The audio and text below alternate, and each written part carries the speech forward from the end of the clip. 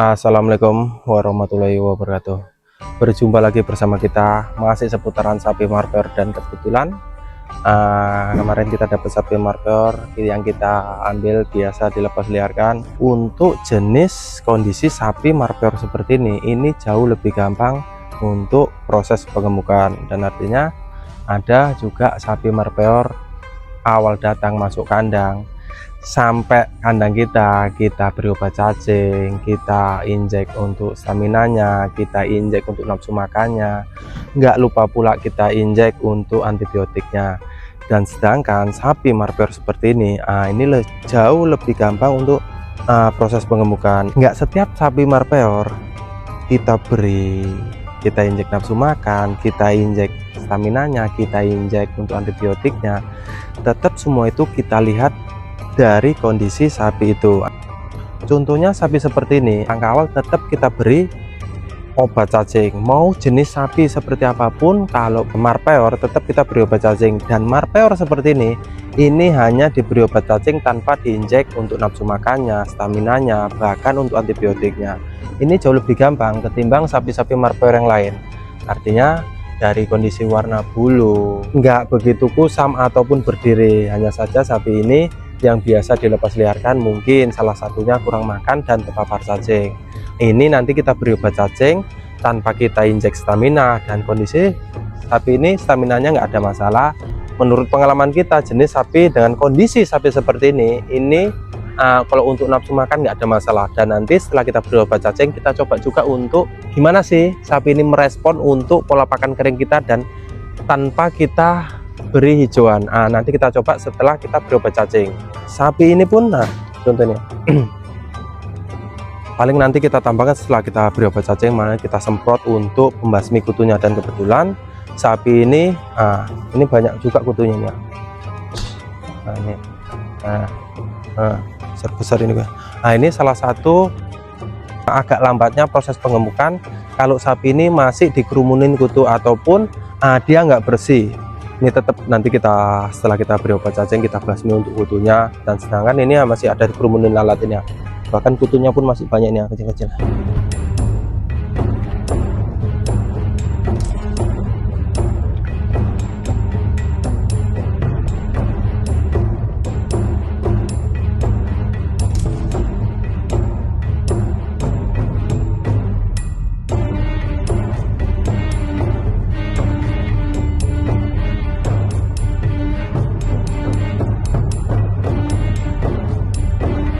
Nah, untuk pemberian obat cacing kondisi sapi seperti ini kita beri 30 mili. Setelah kita beri nanti biasa kalau memang betul-betul parah terpapar cacingnya, boleh kita ulang setelah 1 bulan ke depan. Kalau untuk kondisi sapi seperti ini tetap nanti kita pantau setelah 1 bulan ke depan. Kalaupun memang dia menunjukkan belum ada perubahan atau gimana, tetap nanti kita ulang. Biasanya sih jenis sapi seperti ini nggak perlu diulang sih, menurut pengalaman yang sudah kita jalani selama ini. Artinya tetap kita pantau gimana kondisinya.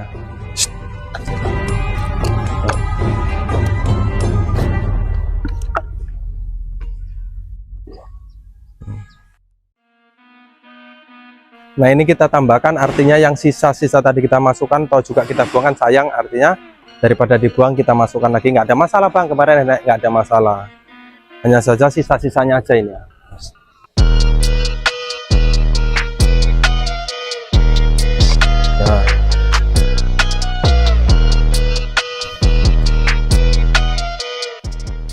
Dan untuk menjalani proses penggemukan itu semua berbeda-beda, artinya dari mulai pengobatannya beda, untuk merespon pakannya beda.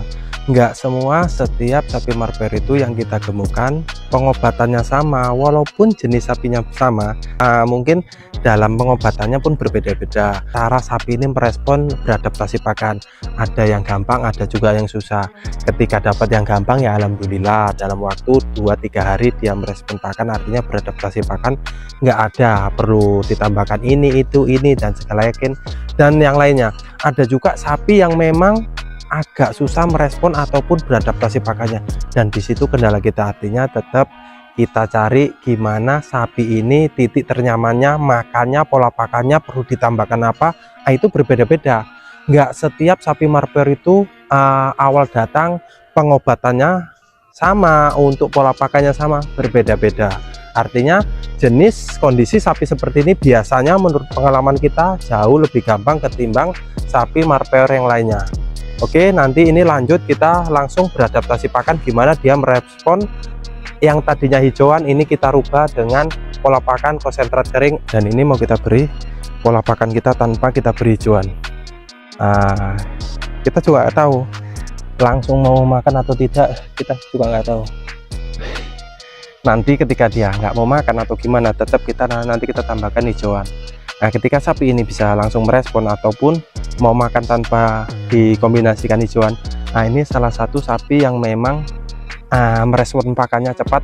Itu semakin cepat dia merespon pakan, artinya kalau sapi ini langsung mau merespon pakannya itu jauh lebih cepat untuk proses pengemukan. Biasanya dalam waktu 3 bulan ini, paling menjalani waktu 2 bulan aja dia sudah menunjukkan perubahan yang maksimal. Dan ini mau langsung kita cobain ya.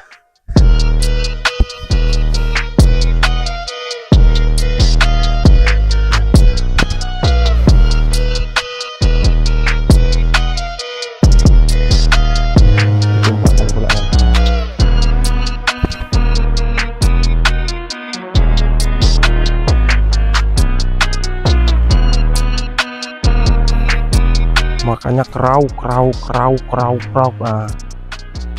Dan alhamdulillah sapi ini merespon pakannya tanpa diberi hijauan, langsung mau makan. Ini biasanya menurut pengalaman kita jauh lebih cepat, lebih gemuk ketimbang yang merespon pakannya makan waktu 1-2 minggu. Ini alhamdulillah begitu kita beri obat cacing, kita langsung beri konsentrat tulen tanpa hijauan, dia langsung mau makan. Inilah jenis sapi seperti ini ataupun karakter sapi seperti ini. Ini nggak susah untuk mengemukkan, ini jauh lebih gampang ketimbang sapi-sapi yang lainnya. Tapi dilihat kondisi makanya sih nggak ada masalah. Tapi kadang sapi marper itu menunjukkan perubahan ketika menjalani perawatan 1 bulan. Itu ada dari awal masuk kandang, beradaptasi pakan, menjalani perawatan setelah 1 bulan, dia nafsu makannya drop, ada seperti itu. Nanti kita pantau gimana dalam waktu 1 bulan sapi ini menunjukkan perubahan atau gimana, nanti tetap kita pantau. Ataupun nanti perlu kita tambahkan nafsu makannya, ataupun nanti kita injek. Kalaupun nggak ada bermasalah untuk nafsu makannya, paling nanti kita injek langsung untuk vitaminnya. Tapi semua itu untuk pengobatan dilihat dari kondisi sapi dan respon pakannya gimana, dan nanti kotorannya gimana, warna bulunya nanti gimana. Semua pengobatan itu dilihat dari kondisi sapinya, bukan langsung injek ini enggak. Kita pengobatan kita ataupun perlu kita tambahkan, tetap kita lihat dari kondisi sapinya. Nggak setiap dalam waktu 1 bulan diinjek vitamin, diinjek nafsu makan, enggak. Dilihat dari kondisi sapinya. Enggak semua sapi itu merespon obat-obatan itu bisa sekaligus. Artinya semua tetap kita lihat kondisi sapinya kayak mana, ataupun perlu ditambahkan nafsu makan, ataupun kalau nafsu makannya nggak ada masalah ya nggak perlu kita tambahkan nafsu makannya, hanya kita tambahkan vitaminnya aja. Oke, nanti kita lihat kondisi sapi ini setelah 1 bulan ke depan. Oke, Bolo.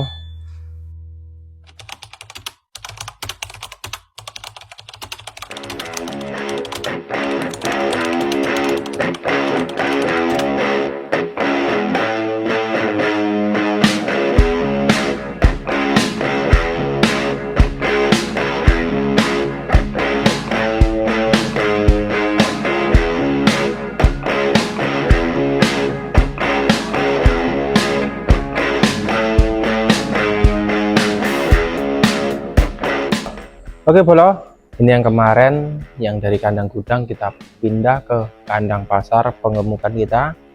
Ini sudah menjalani 35 hari perawatan, kondisinya seperti ini. Dan alhamdulillah sudah menunjukkan perubahan, dan perubahan itu dari warna bulu sudah jauh lebih gelimis.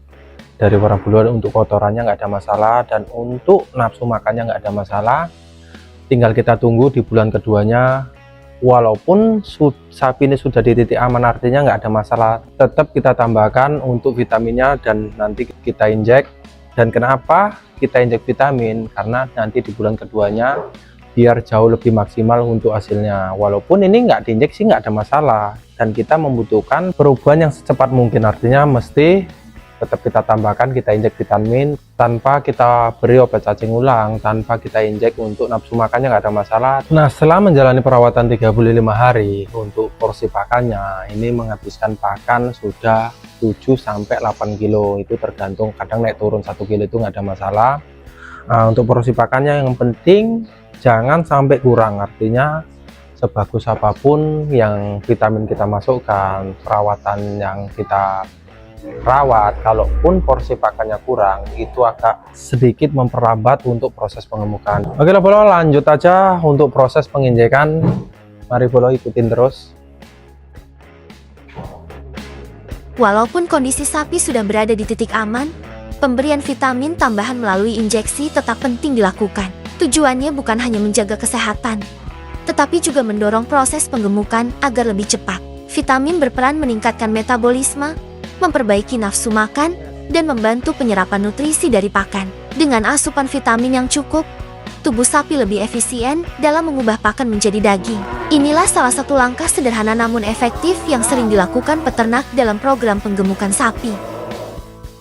Agak sedikit nggak terima dia bolo, tapi nggak apa-apa, intinya walaupun dia nggak terima, intinya bagus untuk kesehatan dia dan untuk pertumbuhan dia. Walaupun dalam proses penyuntian dia nggak terima. Tengok.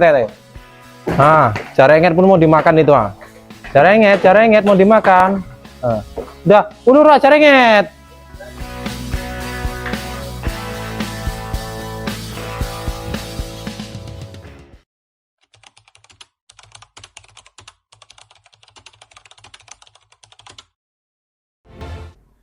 Dan dilihat dari kondisi sapinya sudah menunjukkan perubahan, dan untuk sekarang ini sebetulnya belum masanya panen.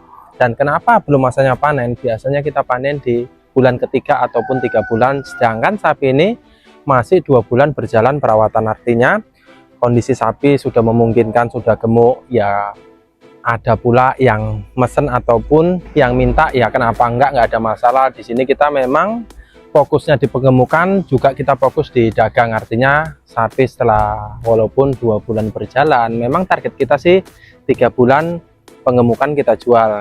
Dan andai saja kita tahan 1 bulan ke depan, bahkan 2 bulan ke depan, ini bisa menunjukkan perubahan jauh lebih. Ini bisa dilihat dari kondisi dari bagian atas, samping, dan belakang. Karena ini sapi menjalani perawatan 2 bulan, sebetulnya potensi mau gemuk lagi ini masih kemungkinan, artinya kita tahankan 1-2 bulan lagi, ini jauh lebih jos ataupun jauh lebih gemuk.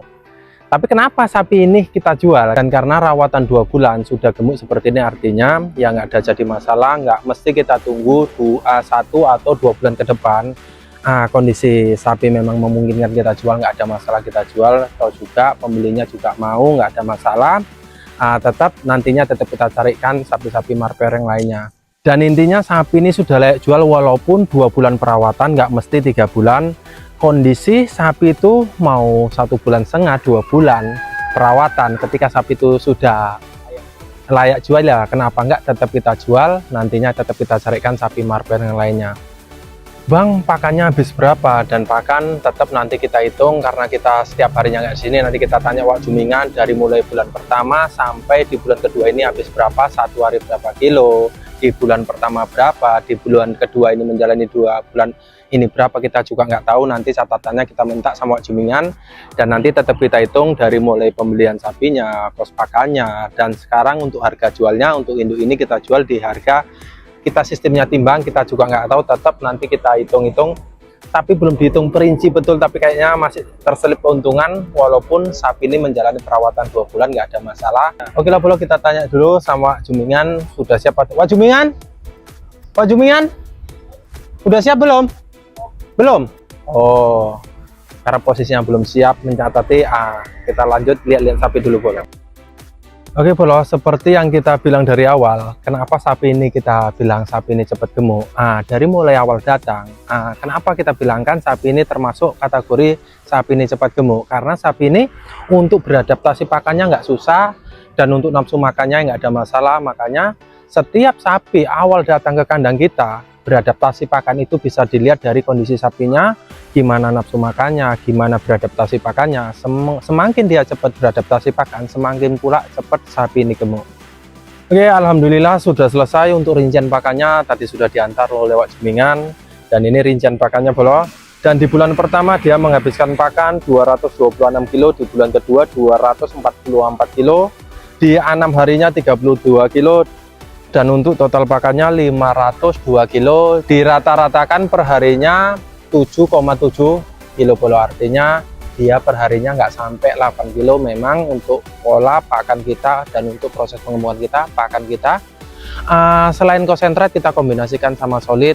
Dan kemarin banyak kali yang nanya, Bang, solid itu apa, solid itu apa? Dan itu limbah minyak kelapa sawit. Memang untuk di daerah kita solid sendiri itu pun memang agak sedikit banyak. Dan untuk penggunaan solid itu kita kontrol, artinya penggunaan sentratnya 70% dan untuk solidnya 30%, nggak lebih dari 30%. Karena kalau untuk sapi potong lebih dari 30% itu hasilnya kurang memuaskan. Artinya kondisi sapi setelah dipotong pun masih agak sedikit banyak lemaknya. Kalau penggunaannya terlalu berlebihan, artinya tetap kita kontrol 20-30%, nggak lebih dari 30% bolo.